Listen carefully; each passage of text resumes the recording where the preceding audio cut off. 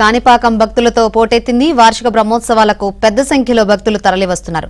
ఇవాళ జరగబోయే అత్యంత ముఖ్యమైన రథోత్సవానికి ఆలయ అధికారులు అన్ని ఏర్పాట్లు పూర్తి చేశారు. సిద్ధిబుద్ధి సమేతుడైన వినాయకుడు సాయంత్రం పురవీధుల్లో ఊరేగుతున్నారు. ఇక దీనికోసం తెలుగు రాష్ట్రాల నుంచే కాక తమిళనాడు, కర్ణాటకల నుంచి కూడా భక్తులు తరలివస్తున్నారు. ఈ రథోత్సవానికి సంబంధించి మరింత సమాచారం మా ప్రతినిధి మనోహర్ రెడ్డి అందిస్తారు. స్వయంగా వెలిసినటువంటి వరసిద్ధి వినాయక ప్రసిద్ధి పుణ్యక్షేత్రం కాణిపాకం వార్షిక బ్రహ్మోత్సవంలో ఈవేళ అత్యంత ముఖ్యమైనటువంటి బ్రహ్మోత్సవం రథోత్సవం.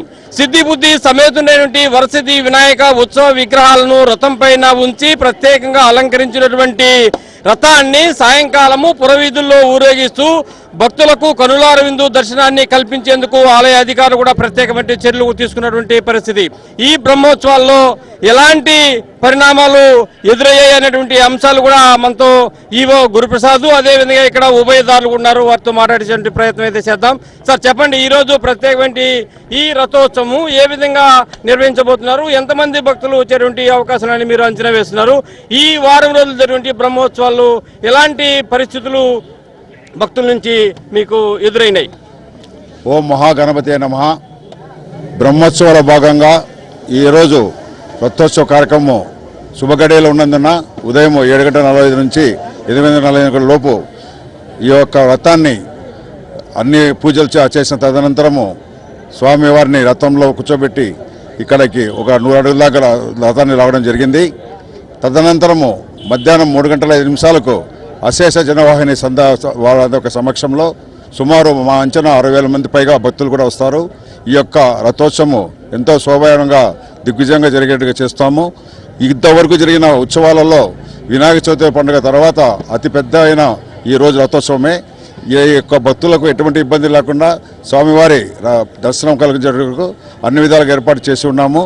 ఎటువంటి ఇబ్బంది లేకుండా భక్తులు కూడా స్వామివారిని దర్శించుకొని స్వామివారి కృపకు పాత్ర కావాల్సి కోరుచున్నాము. చెప్పండి, ఇక్కడ ఉభయదారులు ఉన్నారు, ఏంటి ఈసారి ప్రత్యేకత ఏమిటి? గతంలో జరిగినటువంటి వార్షిక బ్రహ్మోత్సవాలకు ఈసారి జరిగిన బ్రహ్మోత్సవాలకు ప్రత్యేకత ఏంటి? వైభవపేతంగా ఈ యొక్క తిరువీధుల్లో ఈ యొక్క రథాన్ని ఈరోజు ఊరేగిస్తే ప్రజలు కానీ దేశం కానీ సుభిక్షంగా ఉంటుందనే నానుడి ఇక్కడ మొదటి నుంచి వంశ పారంపర్యంగా కూడా జరుగుతుంది. కాబట్టి ఎటువంటి ఇబ్బంది లేకుండా ప్రజలకు అన్ని సౌకర్యాలు కల్పిస్తూ ఈ రథాన్ని సాయంకాలం 3:05 నుంచి సాయంకాలం 6-6:30 వరకు కూడా ఊరేగిస్తారని చెప్పి తెలియజేస్తున్నాం. చెప్పండి, ఈరోజు రథోత్సవం యొక్క ప్రత్యేకత ఏంటి? స్వయంభూ వరసిద్ధి వినాయక స్వామి జన్మస్థలం అది. ఇక్కడ కాణిపాకు అనేది ఒక పేరు పోయింది, అలా రాష్ట్రానికి పేరు పోయింది. ఎందుకంటే ఇక్కడ స్వయంగా పుట్టి పెరిగినది.